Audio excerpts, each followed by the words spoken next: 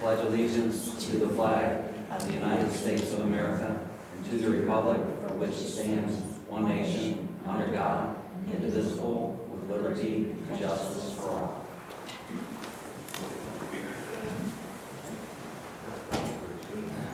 Start by calling the roll. Mr. Greeno. Here. Mr. Bates. Here. Ms. Carnabucci. Here.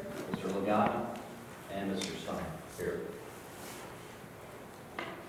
Next up is to approve the agenda and addendum items. Second. Thank you. Ms. Carnabucci. Yes. Mr. Stein. Yes. Mr. Bates. Yes. Mr. Greeno. Yes. Next item on the agenda is to approve or amend the meeting minutes from February 18th, 2025. Motion approved. Second. Questions or comments? Vote. Mr. Stein. Yes. Mr. Bates. Yes. Mr. Greeno. Yes. Ms. Carnabucci. Yes. Next item on the agenda is the presentation of the financial statement, February 2025. Don Sweeney, our fiscal officer, go ahead and walk us through the monthly financial statement. Sure. For the month of February, the general fund had a beginning balance of $3,869,547 and an ending balance of $5,011,083. The land improvement fund had a beginning balance of $1,323,934 and an ending balance of $1,539,938. All funds combined had an ending balance of $6,551,022.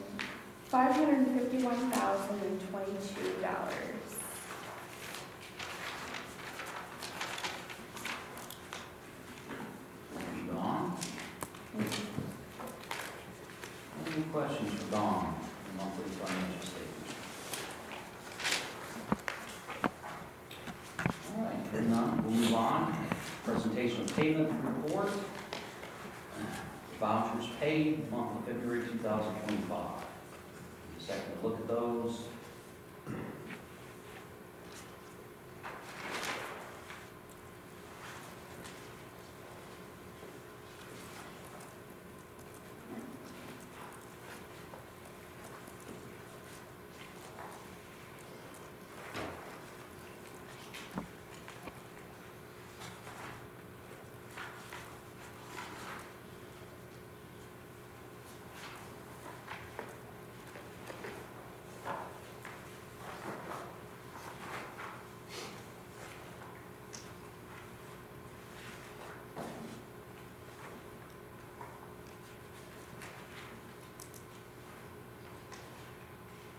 Any questions on the vouchers for the month of February 2025?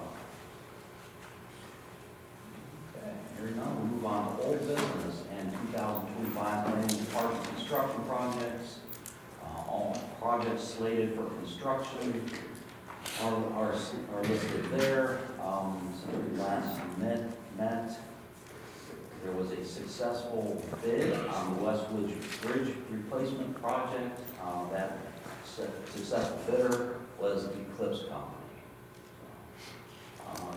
Dan McConaughey, our senior planner, is here. If you have any questions on projects, anything to update us on, Dan? Not currently. Okay.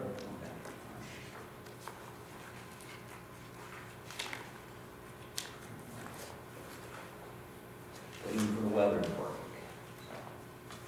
Our construction crew just finished making sugaring. We'll have some updates on that during commissioner's time. And moving on to some infield construction. All right. With that, we'll jump to new business. Any questions from the commissioners on projects? Now we'll jump to new business and the 2025 aggregate stone materials proposal award. Memo from Deputy Director Matt McHugh, Commissioners, on February 14th, 2025, one proposal was received providing aggregate stone materials for the Jogga Park District through 2025. Attached, you will find a memo from park planner Meredith McKeon along with bid tabulation from the proposal and search for unresolved findings for recovery. The unit cost for materials delivered on all aggregate requested is the Arms Trucking Company. See attached 2025 aggregate stone materials bid tabulation. It is recommended that the Board of Park Commissioners accept the lowest and best proposal as submitted from the Arms Trucking Company for all aggregate stone materials for 2025. This recommendation is based on the following items. The submitted proposal has been reviewed and determined to be complete based on experience with the vendor and their ability to provide materials within the time frame required for both maintenance and projects requiring aggregate stone materials. Wrong questions? I entertain a motion to approve the 2025 aggregate stone materials proposal award. Make a motion? Second. Thank you. Any question or discussions? I'll call the vote. Mr. Stein? Yes. Mr. Bates? Abstain. Mr. Greeno? Yes. And Ms. Carnabucci? Yes. Okay, thank you. Next up, Resolution 4, 2025, transfer request.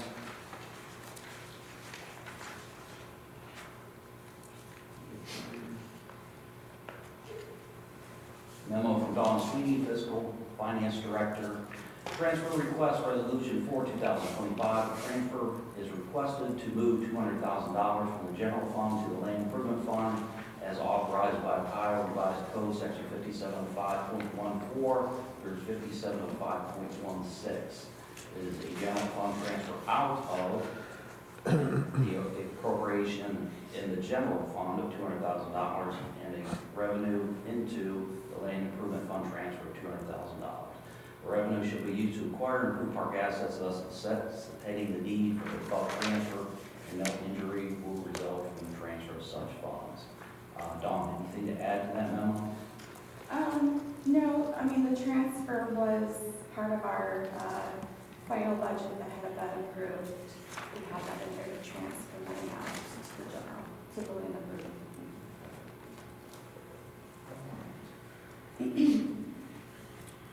With that, I make a motion?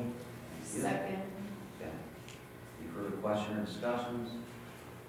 Not, call the vote. Mr. Greeno? Yes. Ms. Carnabucci? Yes. Mr. Bates? Yes. And Mr. Stein. Yes. Next up, Resolution 5, 2025, 2025 revised budget.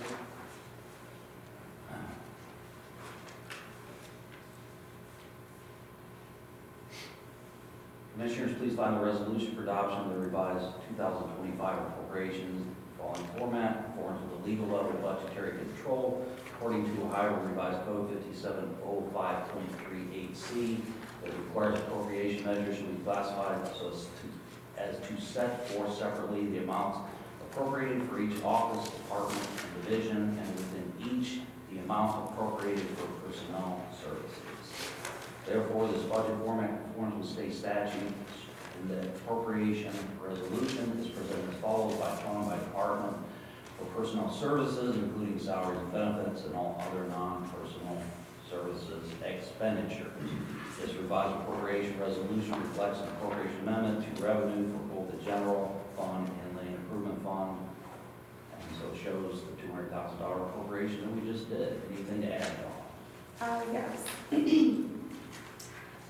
This budget amendment is because we certified revenue in land improvement fund, the state receipts, because we have received $694,482.27 this year from the Ohio Water Development Authority, and that was for the WRRSP grant for Veterans Legacy. And that was not part of our original budget. We did not have that revenue included in land improvement. So that is the change that you're seeing. Thank you, Dawn. You're welcome. And specifically, that correlates to the cold water stream restoration that we are doing with our collaborative Ohio EPA at Veterans Legacy Woods. Thank you, Dawn. You're welcome. Nice to receive money from our grant funders. So with that, I'll entertain a motion to approve Resolution 5, 2025 revised budget. Second. Thank you. Any questions or discussion? Now we'll call a vote. Ms. Carducci? Yes. Mr. Stein? Yes. Mr. Marino? Yes. And Mr. Bates? Okay, thank you. Next item on the agenda is surplus property. The surplus items this month are a Baldor 1215 pedestal grinder to go to auction and a 2015 Ford Explorer to go to auction. Second. Thank you. Questions? I'll call the vote. Mr. Stein? Yes. Mr. Lagana? Oops, sorry. Ms. Carducci? Yes. Mr. Bates? Mr. Marino? Yes. All right, next up, Commissioners' time. A couple presentations for you this morning. We'll start by having Dan McConaughey, our senior planner, introduce a design firm and introduce staff that we're working with on some rehab and some improvements at the Westwoods Nature Center. Come on over. All right, so a little background. This is kind of our plan going forward for updating the Westwoods Nature Center, which was completed in 2002. It's had some minor upgrades since that time, so looking at about 23 years old.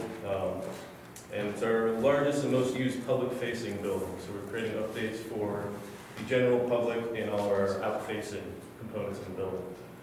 It's been a process of collaboration between myself, planning department, John Kolar with the Naturalist, and Seth Trance, who's our architect we brought in for this project.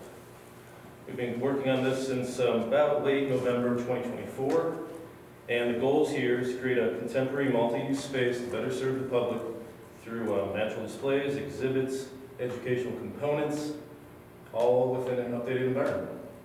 So with that, Seth, we brought in, he's an architect from Lattice Studios, and he's going to give you a little presentation. Hi, how are you guys doing? First of all, thank you for having me. I appreciate it to the board and for working on this project, and thanks to Dan for trusting in me as well. Just a quick little bit about me. Lattice Studios in Columbus, Ohio, founded in 2019. A lot of projects we focus on are community projects. I've been working with a few different park districts, including Columbus, some education projects as well. So in general, you know, our focus is the idea of community and what it means and how to design for community. In this case, community, to me, for this project is the county and everybody who lives here and uses these nature centers, as well as the board, the facilities, the department who, you know, does research here, educates as well, and they basically treat this as their home. So that's how we kind of look at this project. I believe most of you are familiar with Westwoods. If you haven't been there, it's another one there. It's basically your main facility, I would say, in terms of community activity. I was getting that right. Just kind of project goal, I kind of like to start with a goal of what this project is. And we're basically creating a revitalized space for the aging interior of this building and kind of allowing the community to come in here and basically look at the future vision of what GI County is and how they can engage with Westwoods in the area. Flexibility, natural light, and transparency is really our focus of what we're trying to do without really completely redoing the building, understanding budget and everything. Just some existing photos that one can see, okay? For those who are not familiar, you basically have the entrance here. When you're walking into the building, which is the main lobby, bird viewing area. In the background is a water feature with some kind of false stone in here, which we'll touch on more. Kind of zoomed in view of that. There is a adjacent gallery, which really is going to be kept the same and brought in the new light, new paint, just refreshed. And you basically have a nature store in the reception area. One of the points of this that Daniel brought up originally was it's very enclosed spaces. You can't really connect to exhibit rooms and other spaces in here. And you'll kind of see it's very hard to kind of orient yourself. There's a lot of locked structures without being able to get to understand where classrooms are, etc. So one of the goals was to create wayfinding just by opening up the space and creating kind of a more transparent environment.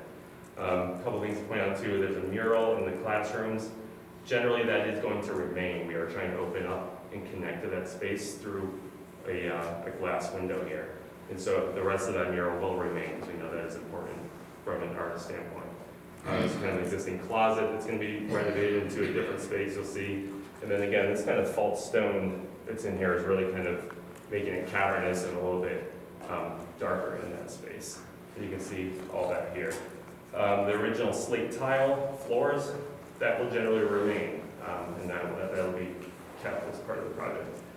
This is the exhibit space, and this is a kind of important view right now, because you'll see the new views coming up, and how this space is going to be opened up, more natural light, a lot more inviting environment, and eventually new graphics and new displays that will be run with the existing team. Just kind of some inspiration photos, and kind of start to see these things in here. I like to walk around. I took the photo on the right.